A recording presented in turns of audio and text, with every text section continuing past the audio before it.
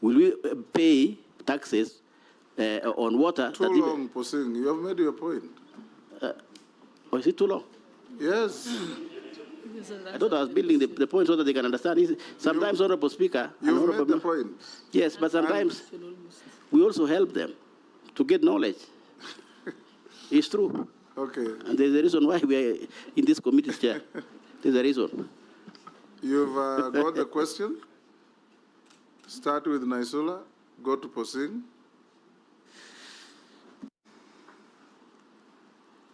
Thank you, Speaker.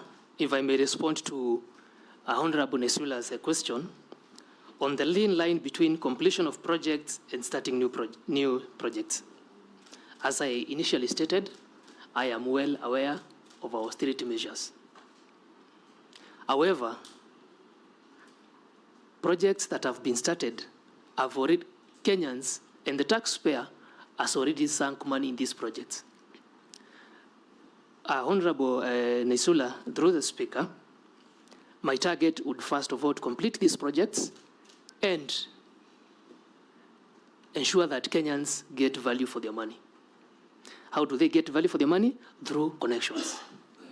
The only proof that we are truly working as a country towards achievement of Vision 2030 of 100% water connectivity is by completing the projects and actually having connections to Kenyans. I agree it's a thin line between, because the House members may want new projects in their areas. And I would like to be reasonable. And we'll ask the Speaker, the same matter might come to your House again, to protect me, because members, Kenyans have already spent money on old projects that are not helping anyone. Unless we complete this, then we'll have a chain of incomplete projects throughout the country. And the Vision 2030, and well aware that water is one of the SDGs, Sustainable Development Goals, will not achieve that by 2030. The second question from Honorable Naisula through the Speaker was on my thoughts on the many water agencies we have in this country. Our constitution is very clear, and the Water Act 2016, on the establishment of institutions that are required to man and manage the water affairs of the country. In case there is need to review this, I will be open to advisement through, of course, consultation, because I'm a team player, and wide research to see whether we can channel that to a centralized system that is easier to monitor and save the recurrent expenditure that Honorable Naisula is worried about. Will members intimidate you? If I may answer the question, Honorable Speaker, I think don't look at the size and think you can easily intimidate me. So I'm comfortable in my shoes. I think I have proven that for many years that I've lived. Thank you. Or want to answer? Honorable Kosing, through the Speaker, I would like to make it clear that I'm well aware of his dam. He has been vocal about this for many sessions in the House and in the previous, my predecessor, who was vetted on nominee on water. And I understand that his dam is approximately 50% complete. He has stated that almost 10 billion Kenya shillings have been sunk into the project. And now we are facing austerity measures, and this dam was not one of the PPP projects. And I'm also aware, as he said, of the costs that incur when a contractor stops work, claims that come, that are expensive to the exchequer. I would like to promise Honorable Kosing, if this House approves me, maybe I'll take him exactly to his dam as I discuss and get facts on exactly the status of that dam, and not only that dam, all other dams that are being financed by the national government, the exchequer, prepare a report on the same, and if our finances are not adequate, I will come to this house again and table my case to ensure that we don't have hanging projects, as I said.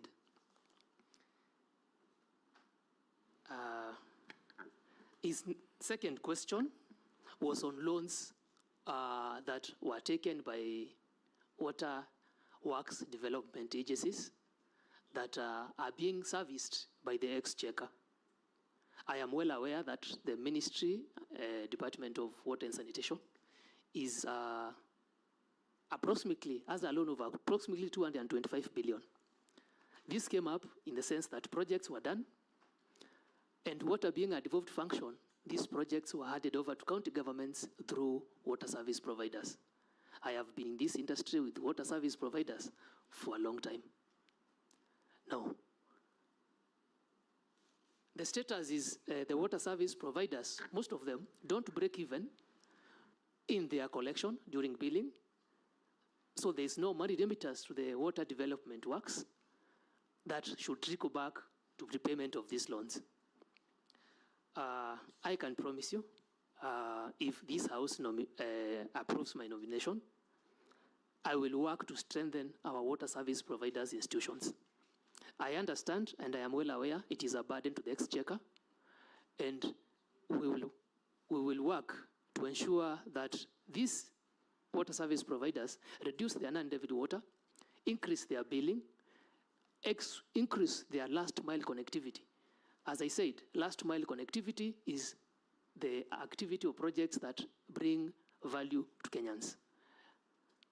And through that, when our institutions become semi-autonomous, we can generate enough revenue to help in payment of these loans.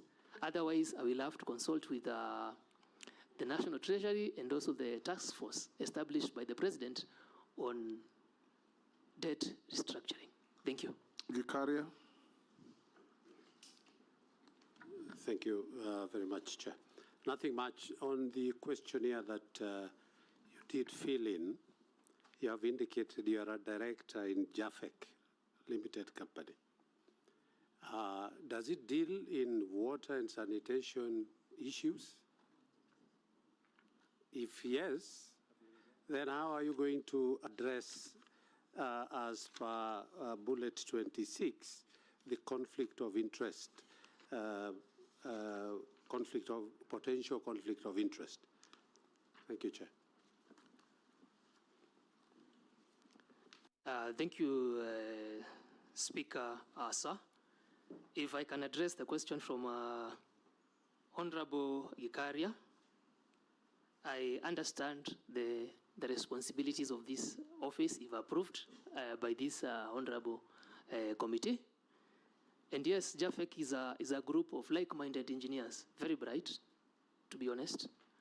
And if approved by this House, I will have to take a step back from that. Under the conflict of interest, as I said earlier, I have given my word that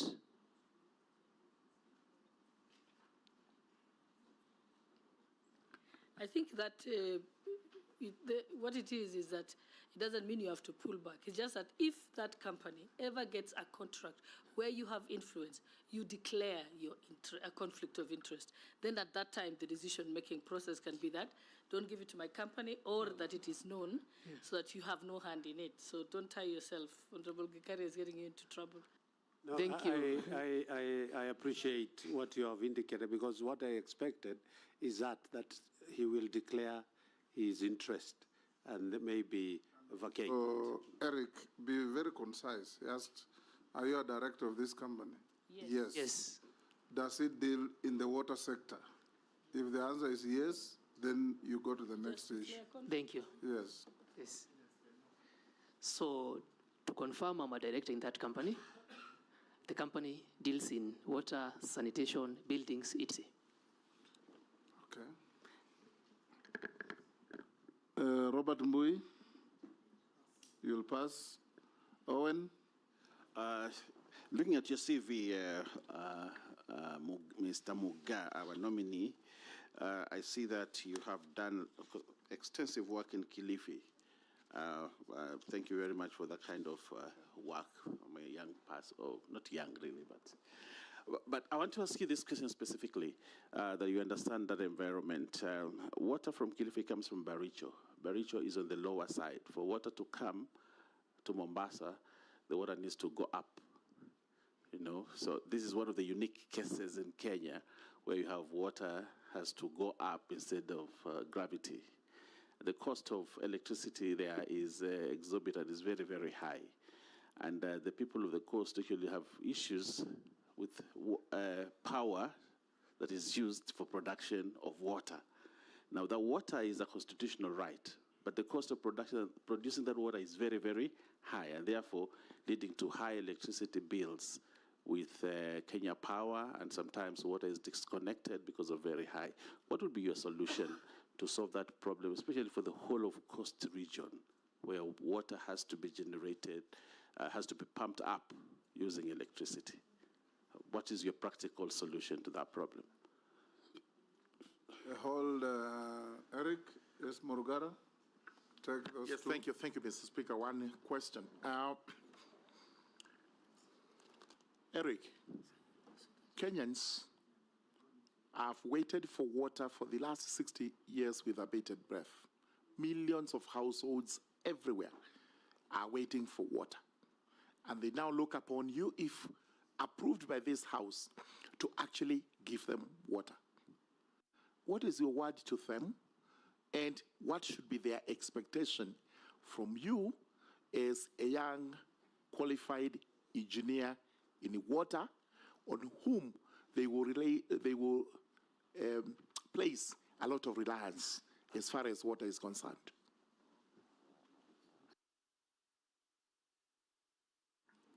Thank you, Speaker.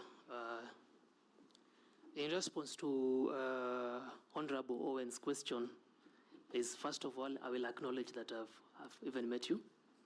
I've worked extensively in the water distribution network in Kilifi.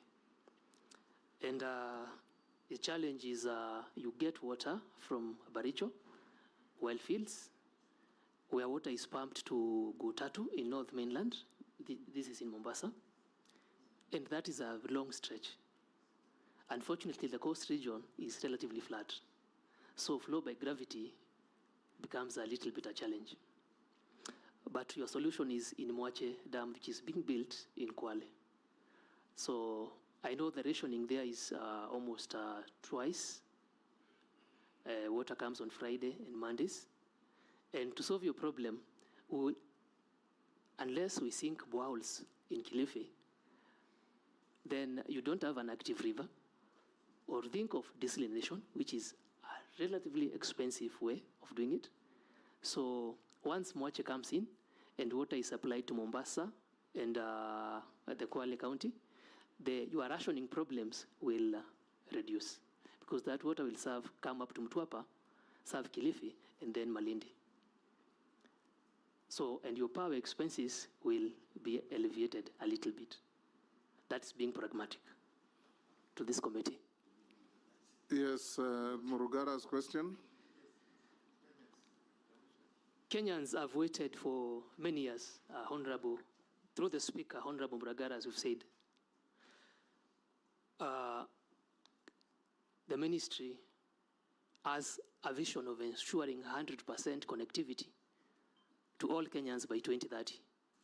This also agrees with the Africa Water Agenda 2063. My word to Kenyans is, I will do all I can. I will zero mostly on water that is not accounted for, water that is abstracted but does not get to the end user. In Kenya right now, that percentage stands at about 45%.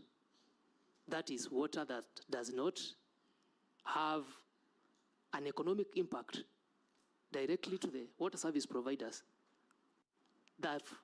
and also to Kenyans. If we at least reduce that, and also sensitize Kenyans that it is a sole responsibility of every Kenyan to conserve the little that I have. Conservation is key for our renewable sources. That is my commitment to the people of Kenya. Thank you, Mr. Speaker. Mr. Speaker, I'll introduce myself. I was out, I had gone for mosque. My name is Abdul Rahim Dawood, MP for North Menti, and I probably, Engineer Muga was born in the same hospital I was born in Maua General Hospital. But I will ask my question. At different times. At different times, yes. A span of more than 25, 30 years. He's like my son. Ms. Engineer, you know, I'm hearing dams being built everywhere. But in our region, we've been told about the Kianjuri Dam, which will take water up to Tharaka. Not just Meru County, it will go up to Tharaka, maybe even Embu.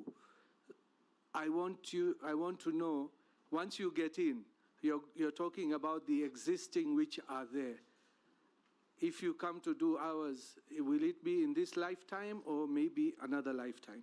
Second, there is a project which has been ongoing in Meru, sanitation, because sanitation is your forte.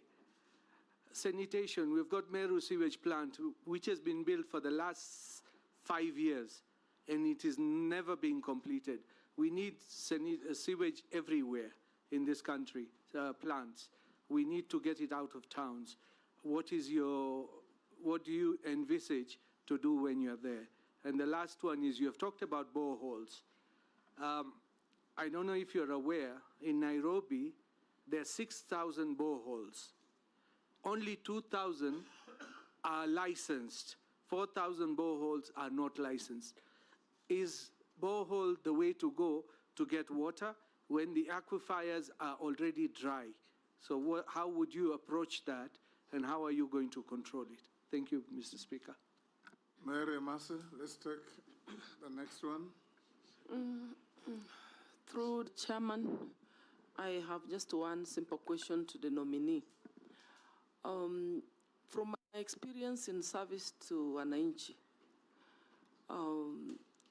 I realized that we have so many water facilities, boreholes that have been drilled over the years, because there was even a time NGCDF also used to drill boreholes.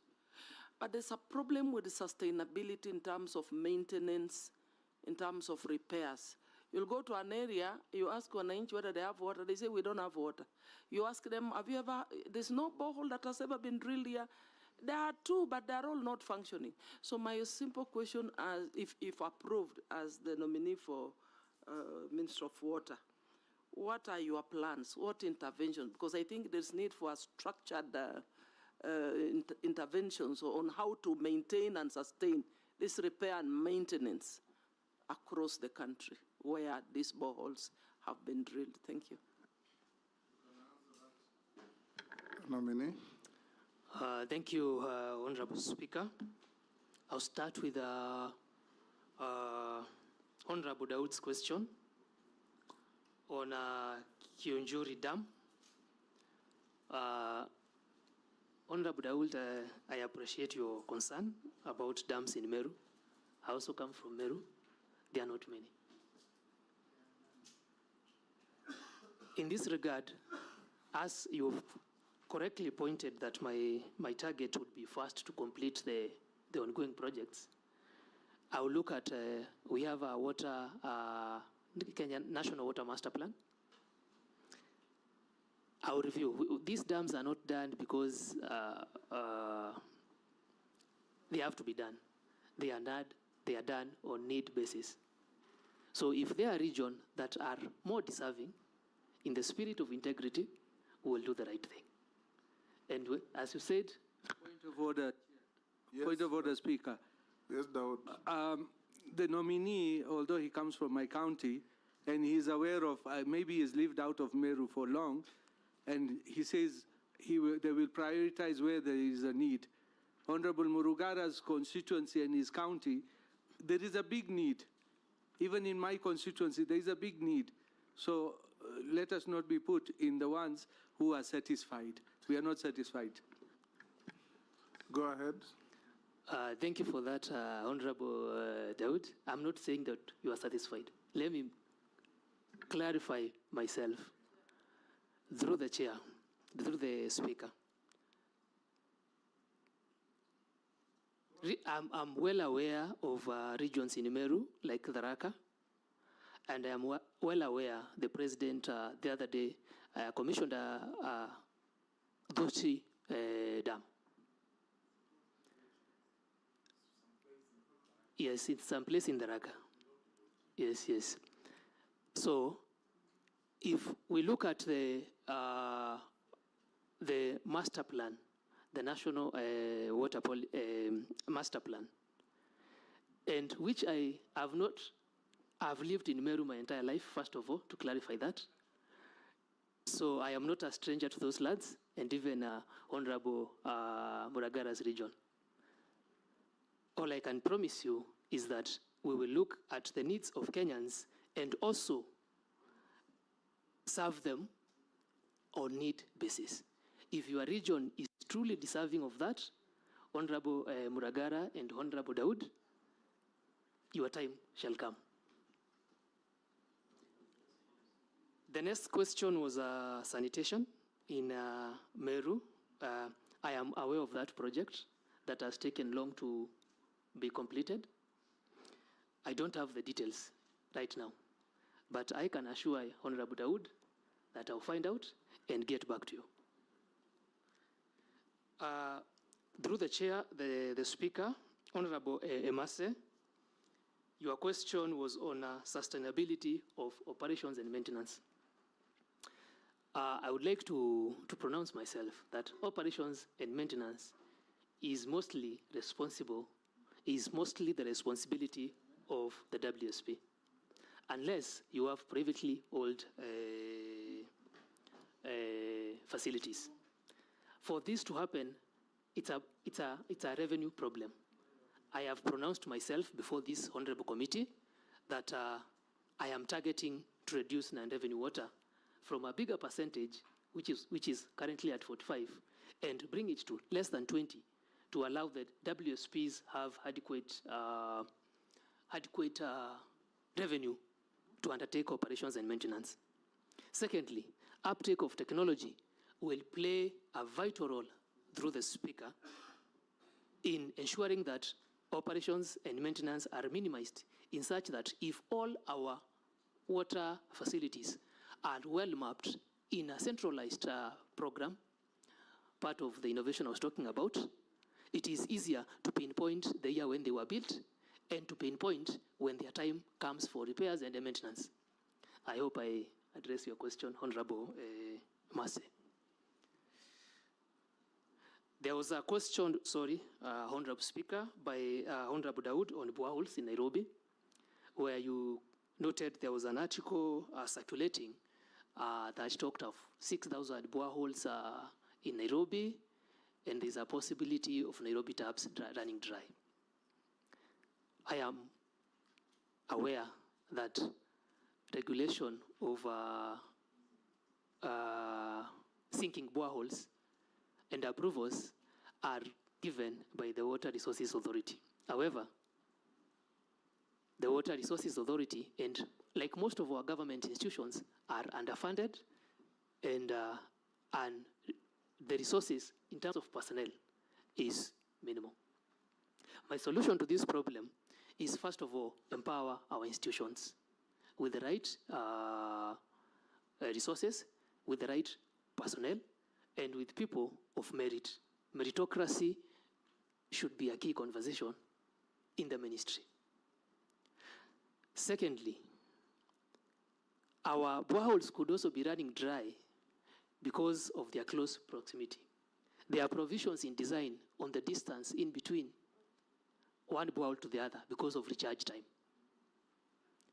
And also, Nairobi is every day turning into a concrete jungle. I will work in partnership with the departments of planning in the county governments and have something we call detention and retention ponds, to the point that when it rains, the water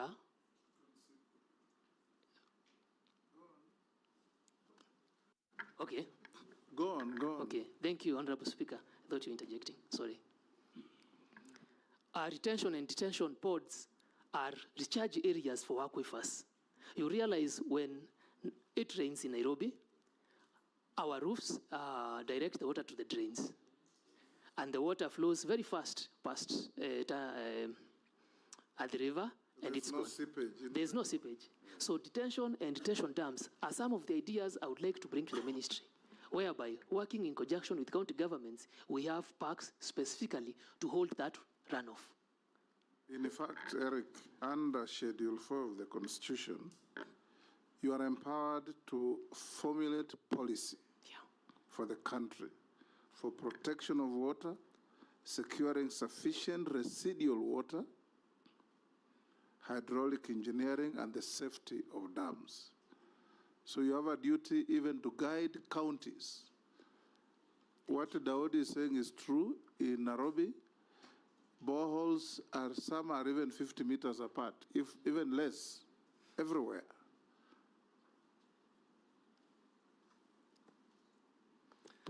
Thank you, Honorable Speaker, for that support. And Honorable Daud, this is not a theory. I have been to Israel to benchmark on the same. So this can happen. Amisi? Thank you, Mr. Speaker.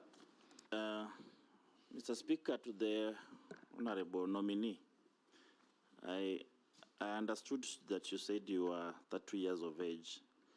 So in the demographic bracket, it puts you at the millennial, just like me. I'm a millennial. Yes, he's actually a millennial. Yeah, he's a millennial. The last of millennial, yeah. Yeah, he's a millennial. I think I belong in the middle of the millennial. Yeah, so you are basically closer. You are the closest the Gen Zs can come to. And that puts you like a control experiment in the management of the nation. A point whereby if you succeed, the young people feels that, yes, we can do it, one of our own did it. And if you fail, that is the end of the young people's agitation in this country, because you will give a mark that even if you are given a responsibility, one of your own was there, and this is what he did. You understand that's a very, very important position you are going in. And that marks my question that what is this managerial experience that you bring to the ministry that you are going in? Then secondly, there is a drought problem in this country, and the water harvesting has been suggested as one of the ways of combating, just to mitigate the effects of drought on the supply of water, and especially to schools, because you see members of parliament running helter-skelter in town looking for water from all the ministries and parastatals. It's basically the problems of water in schools. How do you intend to mitigate the drought area and the supply of water to schools across the country? I want you to juxtapose that one with the presence of Lotikipi. There is a Lotikipi aquifer that can supply, it has been found out that it can actually supply underground water for 70 years to this country. How do you plan to utilize that? Thank you. Hold, Eric. Mukami has nothing. Mishi? And Honorable thank you. Speaker, Yes. just as to say that these questions were actually sent to me by Gen Zs. Mishi? Yeah, thank you, Honorable Chairman. Honorable Chairman, my question is to the nominee on how he's going to navigate complex geopolitical dynamics to forge equitable agreement on shared water resources. I'm citing some areas, like for instance, in the coast region, we have the Mwache Dam, we have the Marere Spring, which is shared between Mombasa County and Kwale County, and there have been some rift or rather some conflicts. I'm also looking on the Mzima Spring in Taita Taveta, which is also been shared by Mombasa County and also Taita Taveta County. And most of the time there are some issues, and that is why you have seen, we have not realized the Mzima Spring too, because they are undercurrent politics. So how are you going to navigate on this issue so that there is harmony and there is insurance of having access to water to our Kenyans? My other question is, right now, currently, agricultural productivity is not matching with our growing population, resulting in higher dependence on food imports. And one of the reasons is that we are still on dependence on rain-fed agriculture. So what kind of interventions are you going to do to ensure that at least as Kenyans, we have food sufficiency? Lastly, are you still believing that the Kenya Kwanza government is going to realize one of the key pillars on building of 1,000 dams? And what is the status right now? How many dams have you realized right now? I thank you. Yes, Maridi, tell us what you know and avoid what you don't. Yes. Thank you, Honorable Speaker. I'll start with the question from Hamisi, who said he's a late mid-millennial. And he's talking about this being a control experiment. I will put it to this House that I could be young of age, but I truly understand the responsibilities on my shoulders. You already said that. Go on. Just clarifying myself to him. Secondly, the drought problem in schools. You talked of some aquifer somewhere. Is it the Turkana one? Two questions. The Lotikipi aquifer, that is the second question. The first question, Speaker, was the managerial experience that you've acquired elsewhere that you think will help you for the new assignment you have, and the supply of water to schools, of course. Okay. Okay. Honorable Speaker, I would like to respond to Honorable Hamisi's question on experience. First, I will cite that I'm vastly experienced on water and sanitation issues in the country. I have, as I said, I have worked as a team leader, design, etc. This experience does not mean that professionals in the ministry don't have it. I understand that the ministry is not short of professionals, and it is not short of policy. All I bring to the ministry, if approved by this House, is the ethos of the private sector of accountability, transparency, as people have rightfully asked for. And also, I'm a wide consultative person, teamwork. I'm quick study, and I have worked at different stakeholders, down, as I said, from water service providers to water works development agencies. On the question of drought, I will submit to this House that it is unfortunate. We have the same thing happening year in, year out. I would like to be a change to that if approved by this House, because I don't believe in active maintenance. I believe in proactive. If we know a certain school, say in Oloitoktok, has water shortage problems, it had it last year, but one, then we are supposed to learn as a ministry.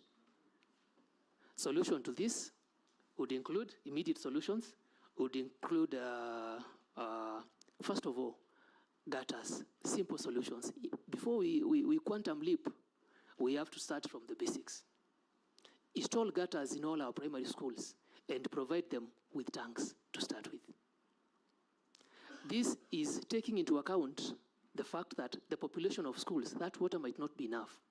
Then the next immediate solution would be, can these people have a borehole that serves the school and the community at large? And then the long-term problem solution, the medium-term solution would be within a region that experiences drought and water scarcity. Why don't we have a water pan, and that water is shared among schools during dry periods? The long-term solution is what I talked of. Our only solution is having large storage dams. Right now, our water storage starts at about 103 meter cubic per capita. The target is to achieve above 1,000 meter cubic per capita in the long run. The presence of Lotikipi aquifer that you have mentioned of, I know, if approved by this House, the ministry has one of the ministry departments deals with groundwater. Groundwater is in form of aquifers, as you have rightly pointed. So if this is true, I don't know where you got your data from. The Gen Z who is asking that question. I would like him to provide research, because I believe in research and proper mapping. Then this would have been a game saver, a game changer in those regions. So, but I promise I will work with the department responsible for groundwater harvesting and storage and find out these facts and table it to the members for discussion. Thank you so much, sir.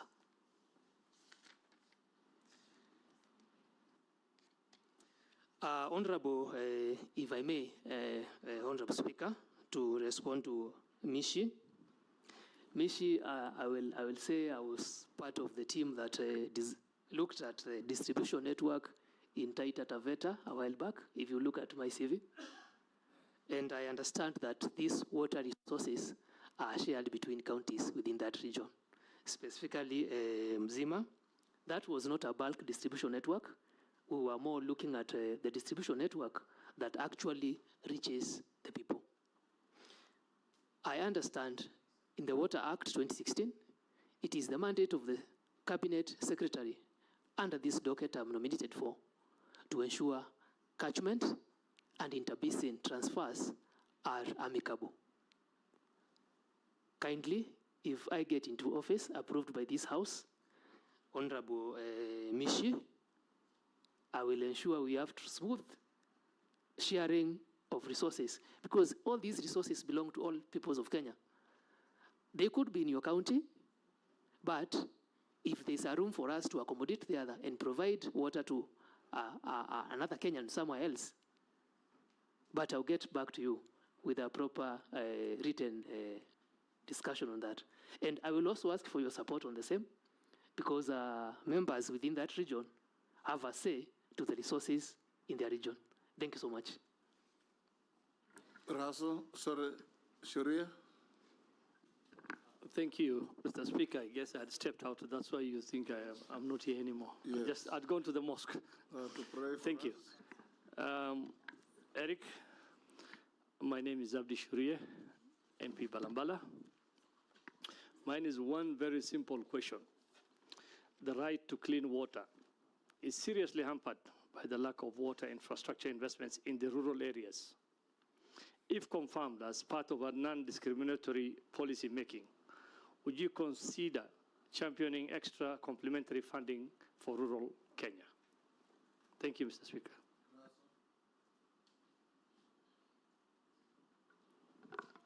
Thank you very much, Honorable Speaker. Eric, my name is Dido Raso. I'm the MP for Saku. Saku is in Marsabit. Devolved function.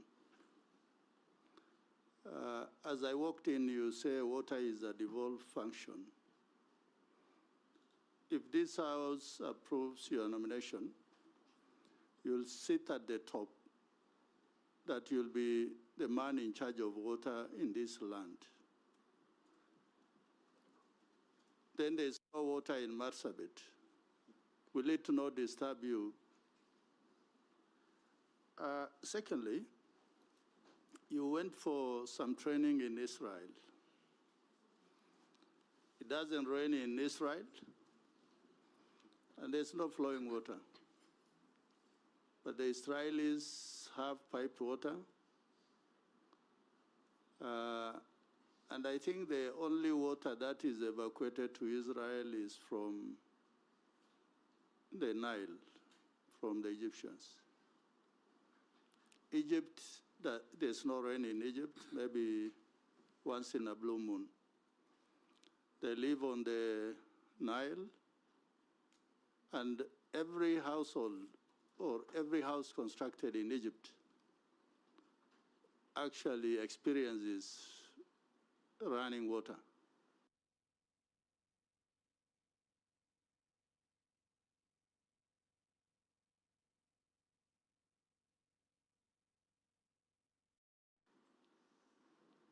So when you look at Igembe or even Marsabit, people still draw water from earth dams, or what in the old colloquial we call ponds. What is coming into your mind that if you are given this job, that every Kenyan, wherever they are likely to get some water, maybe some clean water? Finally, it is about Vision 2030. In Vision 2030, it is projected that Kenya will be a middle-income country with some industrialization, and every household will have some water. With budget cut austerity measures, and also with the clamor that Kenyans should not pay taxes. What is it that is coming into your mind, that how will you be able to navigate that issue of water, because water is life? Thank you, Honorable Speaker.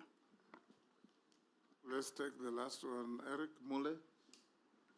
Thank you very much, Speaker. Thank you very much, Eric, the nominee. I've seen your CV impressive at an early age. Eric, being a young engineer and worked in the industry, I know you have been working under the master plan, the National Water Master Plan of 2013, which should be guiding the country. 11 years down the line, Kenyans are yearning for clean water, and they're also yearning for water for irrigation. If you are approved as a member of the cabinet, I want to hear from you